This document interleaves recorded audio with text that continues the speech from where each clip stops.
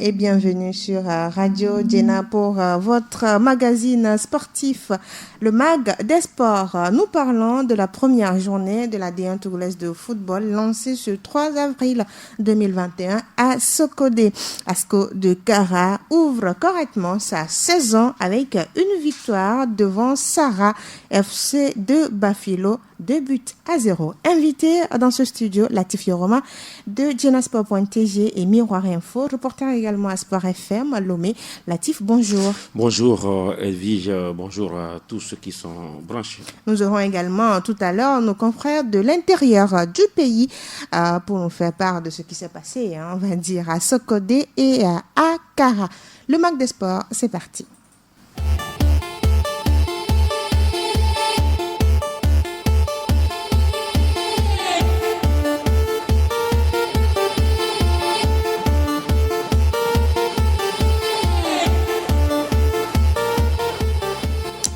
Ouverture de la saison sportive, la saison de football au Togo, saison 2020-2021 à Sokodé avec ce match entre Asko de Kara et Sarah FC de Bafilo, score final 2-0 en faveur de Kondona de la Kosa.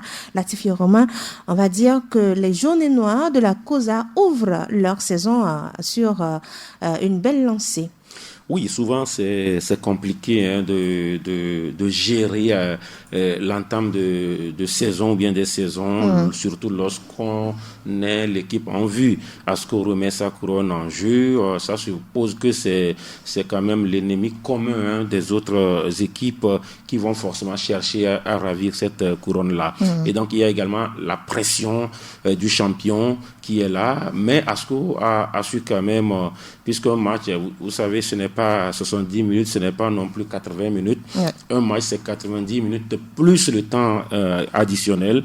C'est ce que Asko a su faire. Sinon, entre-temps, c'est vrai, Asko a souffert un tout petit peu, puisqu'il a fallu attendre le dernier quart d'heure pour voir les Kondona quand même prendre la mesure de 75 minutes pour avoir le premier but. Voilà, et donc ça suppose que ça n'a pas été du tout facile pour Asko de Kara, et pourtant sur le papier il n'y avait pas match comme beaucoup ont eu à le dire. Asko était favori. Asko était favori. Maintenant, vous savez, il y a aussi Sarah qui s'est préparée, et c'est vrai, il n'y a pas eu trop de bruit autour de cette équipe-là qui a fait au moins 2 semaines à Lomé. Ça n'a pas été véritablement communiqué, mais ils ont fait, je dis bien, au moins 2 semaines à Lomé. Et ils ont fait même pour se préparer. Oui, ils se sont véritablement préparés ici. Ils sont même repartis pratiquement 48 heures avant le coup d'envoi qui a été reporté.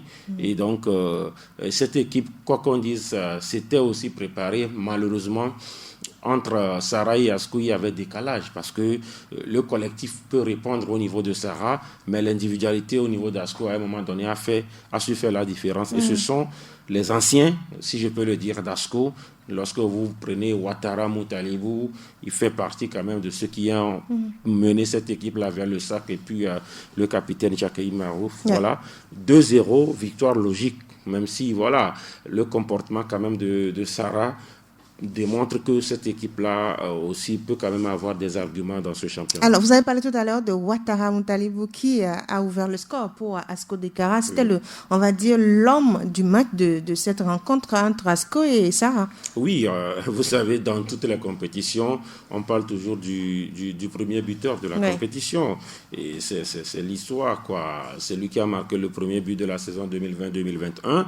C'est lui qui, en réalité, donne cette victoire là, Asko de Kara, parce que le plus important c'est d'ouvrir le score. Il a réussi à le faire, et donc c'est bien pour ce joueur là qui aussi fait partie des meilleurs d'Asko, mais qui n'a pas eu la chance aussi de se retrouver au niveau des éperviers locaux ou même au niveau des éperviers fanions. Mais c'est aussi une opportunité quand même de lancer ce championnat là. Il y a quand même une nouvelle fenêtre internationale à partir de juin. Pourquoi pour pas les éliminatoires du mondial. Voilà, Ouattara buteur, première journée, Ouattara buteur, deuxième journée. Pourquoi pas? Parce que quoi qu'on dise, on a besoin des artificiers en équipe nationale. Ouattara Moutalibou, est-ce qu'il est sur la voie de feu Ça vous dit quelque chose, Koudagbakossi? Sur la voie, difficile de commencer par le dire. Parce que sur le match qu'on a diffusé sur Radio Djena, on a senti qu'il était vraiment présent sur toutes les actions. Maintenant, il faut quand même avoir du cran pour être Koudagbakossi. Il faut, parce que Koudagba a été comparé à feu Dr Kaolo. Oui. Maintenant, lorsqu'on veut parler des buteurs togolais, on va se rappeler par exemple de Plakaf et Soumeme. Qui est en Belgique. Oui, on va se rappeler des Saïbou Badarou. On va se rappeler, paix à son âme également, de Esso Azina Achar, qui a quitté ce monde. Bon, maintenant, Ouattara Moutalibou, c'est quand même un autre niveau carrément, parce qu'il n'a jamais eu la chance. J'oublie, lorsqu'on veut parler des meilleurs buteurs, on parlera également de Agoro Ashraf. Voilà. Oui. Mais lui, il n'a pas encore eu la chance véritablement de finir meilleur buteur d'une saison. Et donc, c'est quand même tout le mal qu'on peut souhaiter à ce joueur-là. Marquer en premier dans une saison, c'est bien. Finir champion du Togo, c'est bien. Il faut confirmer collectivement, mais aussi, il faut quand même avoir des objectifs au niveau personnel, parce qu'on parle surtout d'un attaquant. On écoute l'entraîneur de ASCO de Ikara, Ametokoro King. On l'écoute et on revient juste après. Vous savez, le football, c'est 90 minutes. Ça peut arriver que la première mi-temps ne peut pas marcher. Derrière la reprise de la seconde mi-temps. Après les conseils, pour diguer à mes joueurs, ils se sont réveillés. On a fait quelques changements et vraiment le but est arrivé. Vraiment, il n'y a que de gâchis. Et on va travailler dans la semaine. Surtout, on va travailler l'efficacité devant le but. Il faut toujours corriger. C'est des joueurs, ça arrive même aux grands joueurs. On peut rater des buts, mais l'essentiel c'est de travailler et ça va arriver. Ouais, vous savez, cette saison, ASCO a un bon effectif. Donc, même le banc est capable de jouer. Et c'est ça qui a été notre force cet après-midi. Nous, on a commencé, ça fait presque 2 semaines plus. Donc, nous, on était prêts pour jouer. Et l'autre fois, on a dit, le championnat ne tient plus. Mais, hélas, la surprise est venue. On a dit de commencer. Donc, nous, on a la chance. On a déjà un groupe qui est là et on a commencé. C'est le football. Vous savez, un match de football ne se gagne pas avant le match. C'est sur le terrain, ça va se gagner. Et l'adversaire aussi est venu pour nous gagner. Donc, l'objectif, c'est de garder notre couronne cette année. C'est pourquoi on a renforcé l'équipe. Ametokoro King, à l'instant, l'entraîneur des jaunes et noirs de la COSA ASCO. On écoute à présent Essa Wazina Tako, l'entraîneur de SARFC de Bafilo. On va continuer par travailler, ça va venir. Notre adversaire a été prenable. Mais vraiment, il y a des joueurs expérimentés dans l'équipe adverse. Et j'ai dit c'est la jeunesse et vous pouvez comprendre ce qui a fait à ce que à la fin nous avons 2 buts. Sur l'ensemble de la rencontre, l'analyse que je peux faire, c'est que je vais vous dire une chose. Le football, c'est toujours 1 + 1, c'est pas égal à 2. Voilà, c'est comme ça. Donc il faut jouer, soit on gagne, soit on perd. Nous avons perdu. On l'accepte. Quelle équipe peut venir dire qu'elle vient pour se faire battre? Non, nous sommes venus pour gagner. Mais comme c'est ça, ce que vous avez là, c'est ce qui est arrivé. On va accepter et on va continuer par travailler. Ça va venir. Et pour le prochain match, on va le prendre au sérieux comme on a pris au sérieux ce match-là. Et peut-être, c'est pas peut-être. Moi, je dis qu'on va gagner. Le prochain match est à gagner. Essa Wazina Tako, entraîneur de SARFC de Bafilo. Les yeux sont désormais tournés vers la deuxième journée quand on écoute les 2 entraîneurs. Oui, parce que pour, par exemple, ASCO, il faut confirmer. Oui. Alors pour... confirmer face au vice-champion. Face au vice-champion. Unisport. Unisport. Et maintenant pour SARFC, il faut quand même se relever. Lorsqu'on tombe, il faut se relever parce que quoi qu'on dise, c'est un championnat, ce n'est pas une coupe où voilà, vous gagnez, vous passez, vous perdez, vous disparaissez. Ici, c'est un championnat, même si on sait que c'est un championnat très particulier. Il est marathon, il est court et sombre, donc ce n'est pas une course de fond. On parlera de vitesse. Lorsqu'on gagne un match dans ce championnat, dans cette formule-là, le match, bien les points sont importants. Et donc, c'est déjà bien pour ceux qui ont gagné. Mais, quoi qu'on dise, ça reste un championnat. On peut perdre un match, gagner un autre. Et donc, Sarah veut forcément se relancer. Seulement, ce sera face également à un adversaire qui a perdu aussi lors de la première journée. Enchaîner un deuxième match, sans gagner. C'est Dans Massy. Oui, dans cette formule-là, c'est très préjudiciable quand même à ces équipes-là. Alors, pour cette journée dans la poule B, la zone nord, bien sûr, ASCK a battu Korki Metete de Tchamba 1-0. C'est Massy s'incline devant Ifodjeta Takbame 1-2. AS Bina également s'incline devant le vice-champion Unisport à 0-1. L'actif AS Bina goûte maintenant à la première division avec une défaite d'entrée. Oui, vous savez, souvent les promus, contrairement à ce que beaucoup pensent, souvent les promus font mal. Oui. Souvent. Quand vous êtes promu, tout le monde a les yeux rivés sur vous. Donc, ça vous amène vers une préparation rationnelle et idoine. Sauf que ça n'a pas été pour AS Bina, mais le score, quand même, il n'est pas trop décevant. Parce que jouer contre le vice-champion, Unisport, on sait ce que c'est que Unisport. Et perdre, en tout cas, sur un score étriqué, je pense qu'on ne peut pas commencer à jeter la pierre à cette équipe de l'AS Bina. Parce que par rapport aux préparatifs, ils ont joué juste un match face, je crois, à l'ASK. Oui. Ils ont pris des paniers et puis après, il semble qu'ils ont renvoyé tous les joueurs. Ils ont reconstruit. Et donc, s'ils arrivent quand même à faire, même si c'est une défaite 1-0 face au vice-champion, je pense que cette équipe-là aussi a quand même des arguments à faire valoir dans ce championnat-là. Maintenant, c'est compliqué, hein. Comme l'a dit un président hier, ce championnat, il sera difficile, très difficile.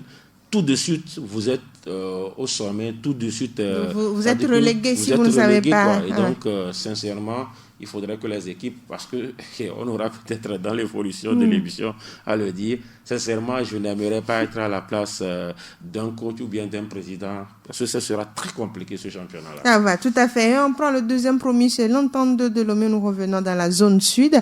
L'entente 2 qui...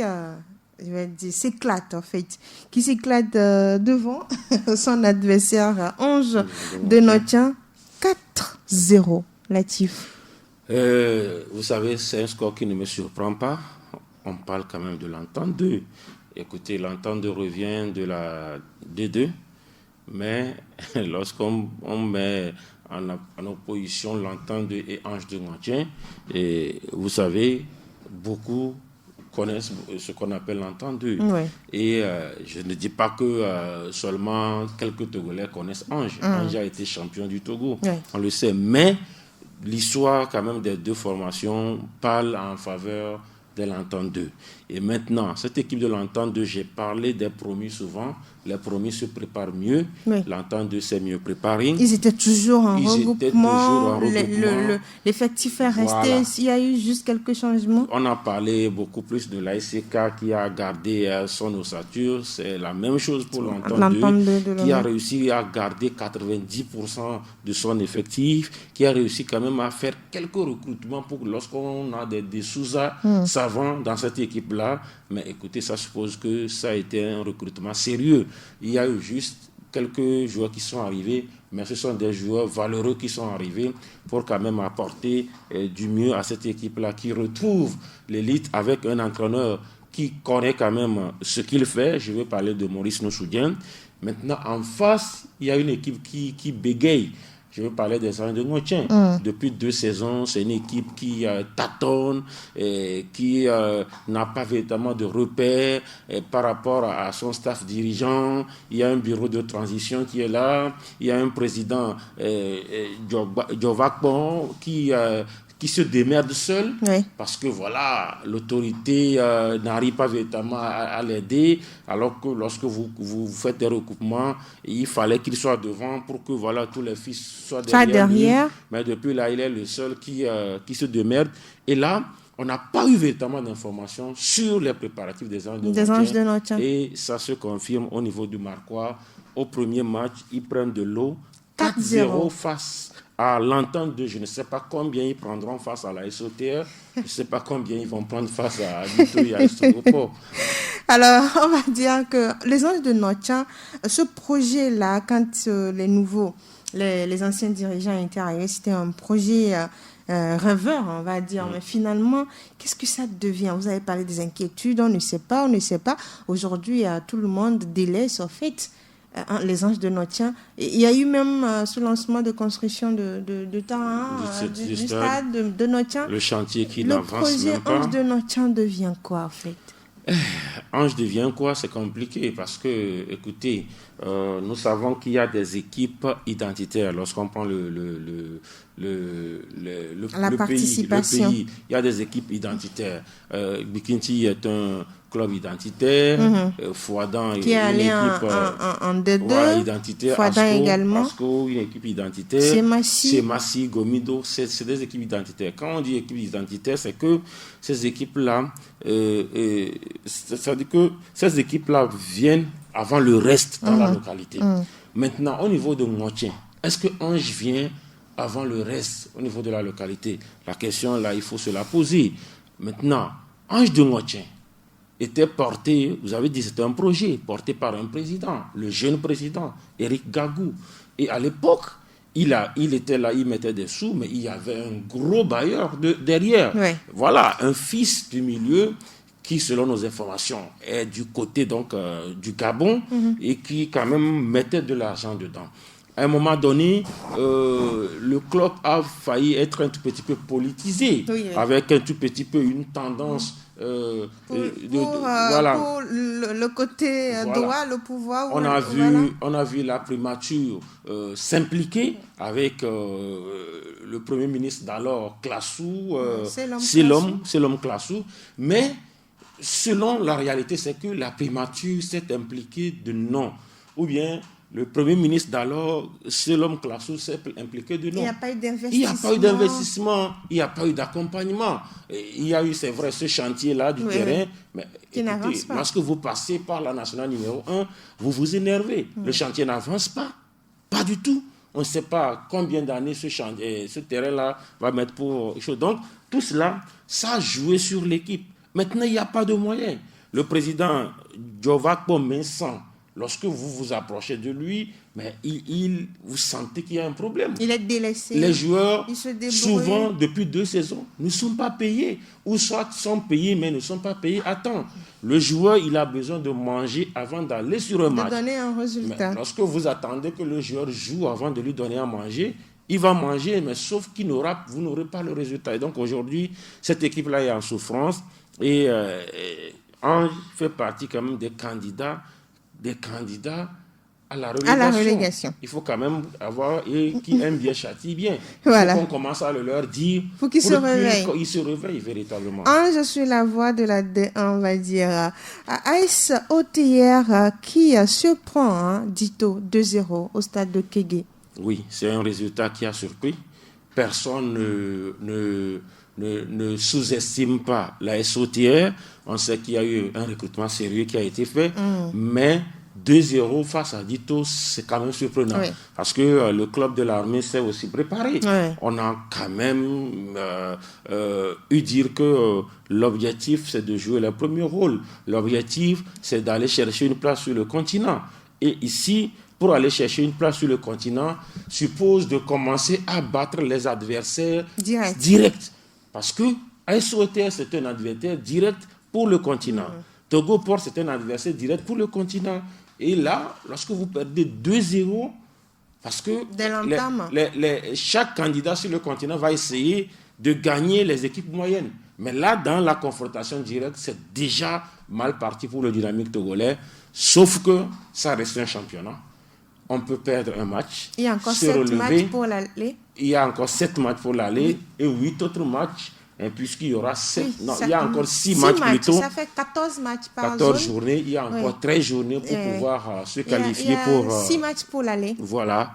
Mais il faudrait que cette équipe-là se reprenne parce que, sincèrement, 2-0, personne n'attendait ce score-là en défaveur du Dynamique. Et dans le duel de Cloto, c'est Gomido qui s'impose 2-0 également face à Maranatha de Fiokbo.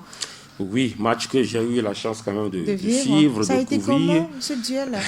Vous savez... C'est un duel ou bien c'était juste... Non, il y a eu un duel. Quoi qu'on dise, c'est un derby. C'est un derby. Le derby, qu'on le délocalise ou pas, ça reste le derby. Et le derby qui nous a servi quand même un scénario inhabituel. tous les matchs étaient prévus pour démarrer 15h. à 15h, sauf que ce derby du Grand Cloto a démarré à 15h33 minutes. Oui, parce 33 que minutes de Maranatha retard. de Fiokpo était en retard. Maranatha de Fiokpo est arrivé. Le bus, nous avons eu le bus au stade municipal à l'entrée à 14h48. Et les premiers joueurs que nous avons aperçus dans l'enceinte, c'était à 14h52. Et ces joueurs-là, curieusement, étaient descendus, ils marchaient, ils n'étaient même pas pressés, ils ont pris tout le temps pour arriver. Et donc, c'était assez curieux. Hein. Maintenant, ils sont arrivés, après ils sont sortis, laisser les pieds au retard pour qu'on sache qu'il y aura match, parce qu'ils n'ont jamais eu la chance de s'échauffer. Les arbitres se sont échauffés, Gomido s'est échauffé, mais Maranatha n'a pas eu l'occasion de s'échauffer. Après cela, l'épisode des tests PCR. COVID. Alors, il fallait quand même présenter les résultats, et selon nos informations, il y a eu un premier résultat, après il y a eu un deuxième résultat. Ça fait que Maranatha a joué sans pratiquement l'entraîneur, ils ont joué sans l'entraîneur adjoint, mais ils avaient eu seulement 2 joueurs sur le banc des remplaçants, un seul a pu quand même remplacer notre joueur. Donc pratiquement, ils ont joué avec 12 joueurs. Donc c'était compliqué. Et donc, ils ont dû prendre un but à la 15e minute. Et puis, ils ont quand même essayé de limiter les dégâts. Ils avaient eu même la possibilité de remettre les pendules à l'heure. Sauf qu'il y avait quand même le gardien de Gomido qui était en état de grâce. Et puis, à la 87e minute, Gomido a dû sceller le sort de ce match-là, marquant le 2e but. Et quoi qu'on dise, ça a été un derby qui a tenu ses promesses, mais avec Gomido plus cohérent dans l'élaboration du jeu. Maranatha, on sent quand même qu'il y avait des individualités, mais le collectif, véritablement, n'est pas encore au rendez-vous. On espère que la 2e, la 3e journée, quand même, on aura un jeu collectif au niveau de Maranatha. Mais parlons de ce qui s'est passé au niveau de l'équipe de Maranatha. Est-ce que ça ne donne pas raison à ceux qui disent certaines formations ne sont pas prêtes pour ce championnat? Oui, c'est parce que c'était beaucoup plus Salomé que tout cela se fait voir. Et même à l'ouverture, Sarah, je pense qu'elle n'avait que 3 ou 4 joueurs sur le banc des remplaçants. Sauf que ce n'était pas alarmant, puisque si vous n'avez droit qu'à 3 changements, mais sauf que le règlement a changé. Par rapport à ce que la FIFA a décidé. Les équipes peuvent avoir droit à 5 changements, sauf que ces 5 changements ne peuvent se faire qu'à 3 reprises. Vous ne pouvez donc. Et si vous avez droit à 5 changements et que vous n'avez que 3 ou 4 joueurs sur le banc, ça dit qu'il y a déjà un souci. Et maintenant, au niveau donc de Maranatha, on parle d'1 ou 2 joueurs sur le banc. Il y a un problème. Les clubs n'ont pas pu véritablement s'offrir le recrutement qu'il faut. Et puis, les tests PCR, parce que Maranatha en a fait les frais. Et il y a également, on parle de Togopo, qui également a eu ces soucis-là. On a dit que vous avez droit jusqu'à 30 joueurs. Donc, on peut faire les tests à 30 joueurs. Et voilà, au moins, on ne peut pas avoir jusqu'à 20 joueurs testés positifs. Jusqu'à 20 joueurs testés positifs. Maintenant, il faut chercher à savoir les joueurs ont recruté les équipes ont recruté combien de joueurs. Parce que pour ce championnat, c'est cela en réalité. Il y aura la qualité, mais la quantité. Parce que vous pouvez avoir la qualité. Vous jouez dimanche, vous jouez samedi, vous jouez mercredi. Ayez la qualité et la quantité en même temps. Vous avez de bons joueurs, ou bien les meilleurs joueurs. Mais ces meilleurs joueurs, soit sont blessés, soit sont covidés, et vous êtes diminué. Oui. Donc, ayez la qualité et la quantité pour pouvoir faire face à ce championnat-là. Alors, par rapport à ça fait Gomido 2, Maranatha 0.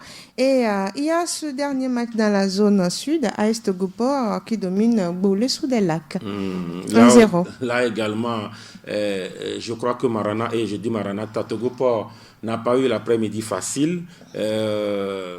Boulé-Sou a essayé quand même de créer la surprise, mais au final, c'est le Togopo qui a quand même su gagner.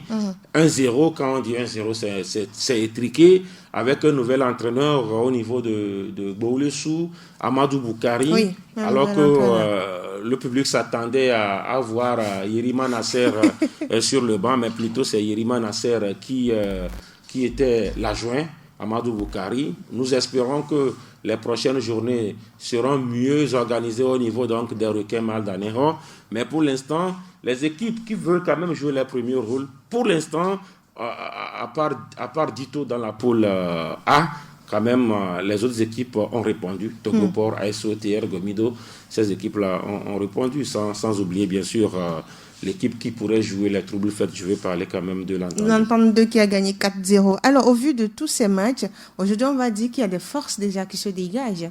Oui, ce n'est qu'une première journée, mais lorsque vous avez, par exemple, l'ASO TR qui gagne 2-0 Dito, mais écoutez, nous espérons que ce n'est pas juste un feu de paille. Parce que vous avez, moi j'ai vu Gomido a fait des recrutements. Gomido, quand vous avez Kové Komlan, Paul, vous avez Toudji Vincent dans l'axe de la défense, vous avez des joueurs comme nous, Okolo Kossivi Martin, vous avez des recrutements et sérieux comme un certain Fadiga Abdul Razak, un très bon joueur, et puis d'autres joueurs qui sont restés comme Damigou, Lamboni Damigou, sans oublier le retour de Alassani et Kililou. Ça suppose que c'est une équipe de Gomido, et d'ailleurs, c'est un remplaçant, un certain Elom Roland, qui est venu marquer le deuxième, et ça suppose que vous avez un 11 entrant qui est riche et vous avez un banc qui est profond. Également. Alors, vous êtes sur Radio Djena dans le magazine des sports. Nous sommes aujourd'hui en studio avec Latif Yorouma et en ligne avec Joachim Soko de Radio Al-Baraka Sokodé. Joachim, bonjour. Bonjour Edwige, bonjour Latif Yorouma. Alors, comment se présente la situation à Sokodé? On sait que c'est Sokodé qui a accueilli le premier match de la première journée de la D1 togolaise de football saison 2020-2021. Ah, Edwige, qu'on peut dire, ce public qui a vraiment voulu accompagner ce grand événement, rester à la maison ou bien suivre ces cérémonies à la radio, à la télévision, vraiment. C'est vraiment regrettable. Hein. Ils ont carrément souligné leur désarroi ou bien leur mécontentement. Ah ben, qu'est-ce qu'on pouvait faire? La situation oblige. Et donc, ils sont restés à la maison, calmes. Bon, il y a d'autres curieux quand même qui essayaient de rôder autour du stade, voir s'ils devaient avoir au moins quelques moyens ou bien quelques facilités pour permettre l'accès. Ben, il y avait la sécurité. Bon, en tout cas, tout était mis en place pour que personne ne rentre sans montrer le test PCR. Alors, Joachim Soko, comment les guerriers de Tchaoudjo, si je dis guerriers de Tchaoudjo, les supporters, les fans de Tchaoudjo, ont accueilli cette défaite-là de Semassi face à Ifodé de 1-2? Non, justement, il faut dire que depuis un certain moment, cette équipe de Semassi n'avait pas confiance. Et du coup, il y a certains supporters qui n'ont pas cet espoir à leur équipe cette saison, voyant même le recrutement ou bien le démarrage tardif des préparatifs des guerriers de Tchaoudjo, ces supporters sincèrement, dans mes concerts, m'attendais grand chose de cette équipe à l'entame quand on a annoncé la reprise des activités sportives, ou bien quand le premier calendrier a été sorti, quand les autres équipes allaient de gauche à droite, c'est là que vous allez voir qu'à un mois même, ces matchs ne faisaient rien. On nous faisait savoir qu'il y a une équipe qui s'entraînait avec le coach principal Adika Alomé, et ici à Sokoré également une autre équipe qui travaille avec l'entraîneur adjoint Agoroya Aliou. Et ça fait que du coup, cette population a perdu confiance à cette équipe de guerriers. Mais il se disait qu'en tout cas, le football reste toujours le football et les guerriers restaient toujours les guerriers. Et là, hier, ça payé cash. Alors, Latif, Joachim a dit quelque chose d'important tout à l'heure. Les guerriers restent toujours les guerriers. C'est cette phrase-là que les gens prononcent souvent, même les dirigeants des guerriers de Tchaoudjo. Mais à la fin de saison, on se rend compte que Semassi lutte pour le maintien. Et Semassi doit dire merci, on va dire, au coronavirus. Oui, ben, écoutez, ce n'est pas seulement au niveau de Sokodé que cela se fait, en tout cas, constater. Allez dans l'Hexagone en France, on vous dira que Marseille reste Marseille. Quel que soit ce qui se passe, on parle de Marseille. Oui. On vous dira que voilà, c'est Manchester United, il n'y a rien à dire. Même si depuis... la Red Devils reste la Red Devils. Depuis pratiquement 10 ans, Manchester ils sont également plus des champions. Voilà. Donc c'est un peu cela. C'est Massi, c'est le Real de Madrid du Togo en termes de palmarès. 10 titres, 10 titres. Des togolaises de foot. Et c'est cela. Maintenant, il faut quand même tout faire pour mériter tout ce qui se dit du club. Parce que le dernier titre des guerriers de Tchaoudjo, je me souviens encore, comme si c'était hier, c'était le 2 novembre 2014. C'est-à-dire que c'était le jour où le championnat a pris fin, championnat 2013-2014, 2 novembre 2014. Et donc, Semassi, champion du Togo en 2014, a joué la Ligue des champions en 2015. Souvenez-vous, Sonny El Nguema, et puis après, le club sfaxien. Et puis derrière, c'est fini. Semassi a essayé à deux saisons face avec Olufade quand il est arrivé. Il y a eu une année où Semassi a fini, je crois, 3e, une année aussi comme ça. C'est-à-dire que Semassi n'a plus eu la chance de les revenir guerriers se cherchent. Et donc, mais depuis 2 saisons maintenant, ça plonge encore. Semassi qui végète dans le bas du classement, dans la deuxième moitié du classement, c'est ce qui véritablement est insupportable pour les supporters, justement, les nombreux supporters de Semassi, parce que ce sont eux qui sont véritablement nombreux au Togo. Alors, Joachim Soko, pour vous laisser partir, Semassi joue Sarah FC de Bafilo pour la deuxième journée. Déjà, qu'est-ce qui se dit dans la centrale par rapport à ce choc? Allô? Oui, Joachim Soko, je disais, Semassi joue Sarah FC de Bafilo pour le compte de la deuxième journée. Qu'est-ce qui se dit déjà au niveau de la centrale par rapport à ce choc? Non, ce choc est vraiment très attendu, vu que Sarah Sport aussi a perdu lors de la première journée face à SCO. Et là, le coach de Sarah nous a laissé attendre que même si la deuxième journée c'est Semassi, ils savent que c'est Semassi, mais ils vont chercher à gagner ce match. Bien, hier, Adika nous a fait savoir que ce n'est que la bataille qui est perdue, la guerre continue, et que la prochaine journée, ils feront tout et tout, corriger, venir à bout de l'équipe de Sarah Sport de Bafilo. Là, ça serait, vous comprenez que ça serait vraiment un duel entre les deux teams. Ça ne serait pas facile. Est-ce que l'effectif que vous avez vu ce dimanche face à Ifodje est déjà, comment on dit, montre qu'il y a quelque chose que Semassi va prouver sur cette saison? Non, il faut vraiment qu'on se dise la vérité. Moi, je les ai suivis 1 ou 2 fois à l'entraînement. C'est les mêmes personnes, en tout cas.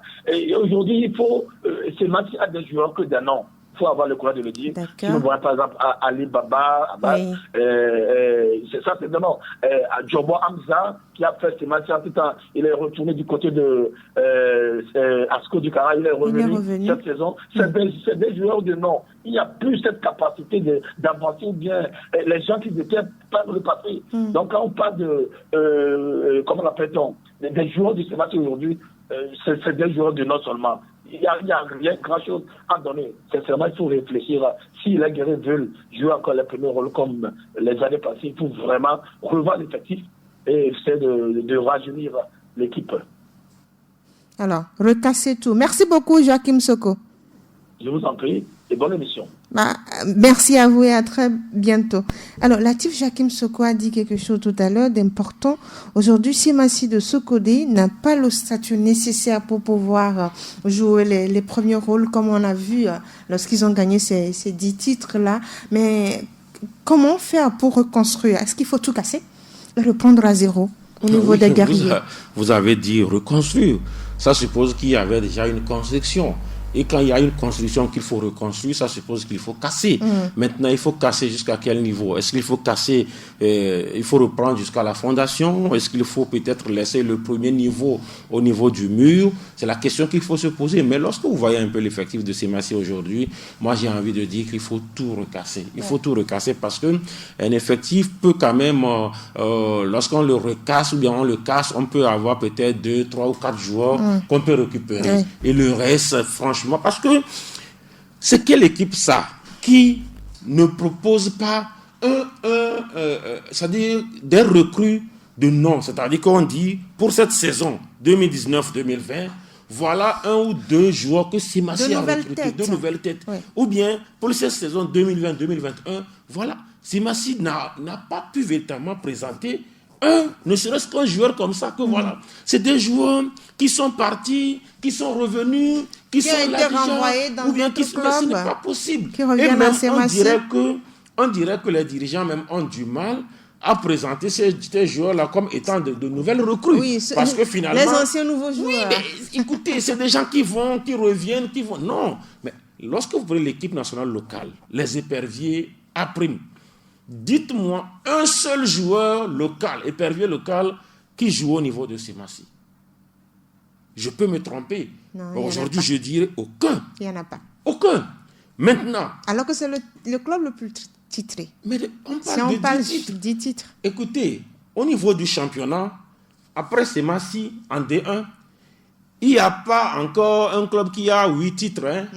Le deuxième club au Togo qui a mieux que Semassi, c'est l'Étoile Filante. Qui est en deuxième division. Mais ils sont en deuxième division. L'Étoile Filante aujourd'hui a 7 titres. Ils sont en deuxième division. Les autres qui suivent, je pense, c'est Dito et puis après avec 6 titres et autres. Mais ça suppose que, c'est pourquoi je dis Semassi, c'est le Real de Madrid, mais le Real de Madrid de non. Tout simplement. On a du mal même à présenter des joueurs. Donc aujourd'hui, nous avons Semassi a, comment on dit, Bastou, Ourenimini Bastou. Ourenimini Bastou, c'est quand même l'un des meilleurs défenseurs du Togo. Oui. C'est l'un des meilleurs. Si vous connaissez le joueur, c'est l'un des meilleurs défenseurs du Togo. Est-ce que Semassi a pu garder le joueur? Il est parti. C'est sur ce joueur-là qu'il y a eu quiproquo l'autre fois. Oui. Ce joueur-là, aujourd'hui, il est au niveau d'ASCO, même si il y a un dossier qui n'a pas encore commencé par jouer. Le dossier n'est pas réglé. Il s'est entraîné avec Voilà, ASCO. le dossier n'est pas réglé. Il y a le jeune Ouro Ayeva Amdan, qui est également un joueur d'avenir. Mais ce joueur-là, Semassi l'aurait perdu également. Il n'a pas pu le garder. Mais pourquoi? Semassi n'arrive pas. Vous prenez par exemple Zola, le nom Mamanzougou. Mamanzougou, il est reparti. Semassi l'a eu juste l'année passée et le jeu, il est reparti. Comment expliquer ce manque d'organisation? C'est une question justement d'organisation. Et aujourd'hui, n'accusez pas ni le staff, ni personne. N'accusez même pas les supporters. Il faut accuser les dirigeants, c'est tout. Ce sont les dirigeants. Moi, je ne veux accuser personne, ce sont les dirigeants. Comment se fait-il que vous n'arrivez toujours pas à garder vos joueurs? C'est comme vous avez des femmes, vous n'arrivez pas à garder vos femmes. C'est-à-dire que vous mariez une femme, 2 ans après, elle vous quitte. Vous allez encore prendre une autre. 3 ans après, elle vous quitte. Vous êtes quel mari? Donc, c'est un club qui n'arrive pas véritablement à garder ses joueurs. Vous formez... 2 ans après, les autres prennent. Aujourd'hui, ces joueurs-là qui évoluent un peu partout, même allez à Dito, vous allez voir ici Fou Moubarak, allez à ce qu'on va vous parler de Idrissou Ridouane, écoutez, tous ces joueurs-là sont passés par où? Semassi. Leur première saison, leur premier pas, c'est à Semassi. Mais vous faites une saison, 2 saisons, peut-être le joueur, il est à 50 000, c'est juste un exemple.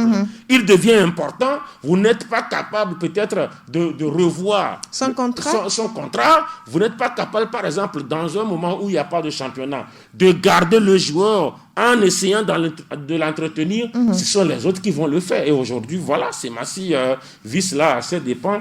Et les autres équipes ont recruté. Moi, le coach Adika me fait pitié. Parce que justement... C'est un bon entraîneur. C'est un bon entraîneur. Il a de l'avenir. Mais alors, le bon entraîneur, c'est les joueurs. Hein. Quand il n'a pas de bons joueurs, il devient mauvais. Alors, sur cette journée, il y a eu 4 matchs au sud et 4 matchs au nord. Au nord, il y a eu 9 buts inscrits et au sud, 7. Déjà, les attaquants se font voir. Oui, mais il faut dire que c'est quand même beaucoup plus l'entente d'eux qui a fait monter au sud à 7. Ça fait 7 buts au niveau donc, de ce match seulement. Et, 4 buts au niveau du match de l'entente d'eux. Et des autres. Donc, il y a eu 2 au municipal, 2 à Kégué. Et puis un au but niveau de Goulossou. Voilà, donc ça fait 9 buts. Ouais. Non, ça fait 7. 7 au sud et au nord, ça fait 9. Au sud, ça doit faire 9 buts. Ah bon? Oui, parce qu'il y a eu 2 buts au municipal, 2 buts à Kégué, ça fait 4. Il y a eu 4 à Bloga, mais ça fait 8. Et puis ça fait 9 buts au sud, voilà. Un but au niveau. Donc, j'ai tourné. Voilà. Cette histoire de zone nord et zone sud, comprenez, chers auditeurs, ça fait 9 au sud et 7 à l'intérieur. Oui, voilà. C'est un peu cela. Parce que l'ASK n'a marqué qu'un, Unisport n'a marqué qu'un. Ça fait 7 à l'intérieur du pays. Donc voilà, c'est ce qu'on peut dire. 16 buts en tout pour cette première journée de la D1. 16 buts en 8 matchs, ça fait 2 buts par match. C'est déjà bien. Espérons qu'on n'aura pas droit à des matchs nuls pour la deuxième journée qui sera jouée ce mercredi dans la zone sud en Agbolo, soit SOTR, Dito 11, Entente de Gomido, Maranatha de Fiokbo, AS Togo Port. Et dans la zone nord également, on va revenir sur ça, mais par rapport à la zone sud, les matchs, c'est déjà intéressant. Hein? On aura droit toujours à des duels à chaque journée. Oui, c'est en fait ce qui est aussi bien au niveau de la zone sud, c'est que c'est une poule équilibrée. La poule est équilibrée, il faut quand même avoir le courage de le dire, à l'exception peut-être de 2 clubs qui ne sont pas véritablement Ange et puis Maranatha. Quand même, les autres équipes, on sent quand même du métier, de la volonté, c'est équilibré. Alors, quand c'est équilibré, c'est intéressant. Maintenant, quand vous prenez la zone nord, avec les gros, il y a les grands, entre guillemets, il y a ASCO, il y a ASK, et puis, bon, dans la moindre mesure, peut-être Unisport. Maintenant, il faut dire aussi quelque part, maintenant, les autres, là, sincèrement, difficile à pronostiquer sur des clubs comme Aspina, Semassi, comment on dit, Koroki, vous voyez un peu, donc, c'est difficile, mais d'autres équipes comme Sarah peuvent quand même surprendre parce qu'il y a eu un petit sérieux au niveau donc, de Sarah FC de Bafilo par rapport à ce qui a été fait et au niveau. Et pour la zone nord, deuxième journée, Sarah joue Semassi de Sokodé, Unisport, c'est Akara ce match, et Unisport, Asko Atakbame, Ifodé d'Atakbame, ASK Sokodé, et Koroki Metete de Tchamba, AS Bina, Akara. Voilà, c'est tout pour le MAC des sports d'aujourd'hui. Merci à vous de nous avoir suivis, chers auditeurs. Merci Latif Roman. C'est moi. Je rappelle que vous êtes journaliste à Sport FM, directeur de publication de Miroir Info et rédacteur en chef de Djenasport.tg. Nous étions également en ligne avec Joachim Soko, journaliste à Radio Al-Baraka Sokodé. Merci à vous, chers auditeurs. On se donne rendez-vous vendredi à partir de 11h pour un nouveau numéro de MAC des sports. Mais avant tout, il y a le débat sportif Djenasport le mercredi à 11h avec Latif Yoroma. Restez toujours des nôtres. Bye bye.